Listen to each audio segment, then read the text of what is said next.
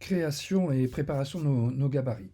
Donc nous allons exclusivement travailler sur la partie supérieure aussi, au niveau de l'onglet page. Faites très attention car on ne voit très peu de différence entre ceci et ceci. D'accord?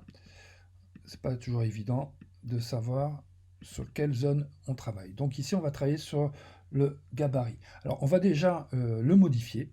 Donc ici, bouton droit de la souris, et on va aller dans les options du gabarit.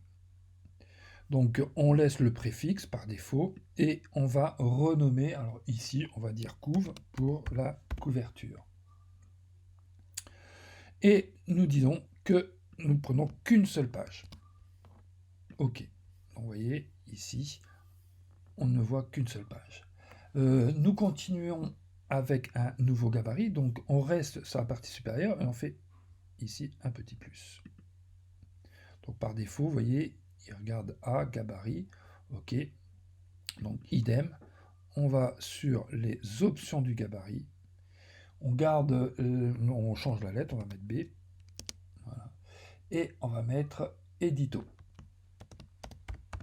Alors en fait, j'ai fait un gabarit par chapitre, par section, c'est-à-dire que dans mon magazine, je vais avoir une partie édito, hebdo et ainsi de suite.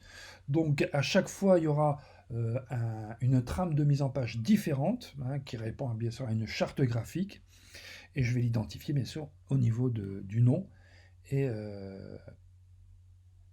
du nom et du comment. Et je suis en train de réfléchir ici, hein, parce qu'ici on peut créer un premier gabarit et faire en fonction du gabarit précédent. C'est ce que l'on va faire, donc on va faire l'édito B, ok, on garde 100 et on valide.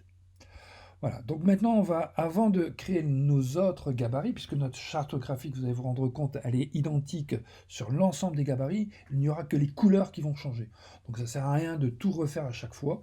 On va créer le premier gabarit, le B édito, d'accord? Le A couverture est une chose à part, et les gabarits suivants dépendront du gabarit édito. Donc on va passer à la vidéo suivante.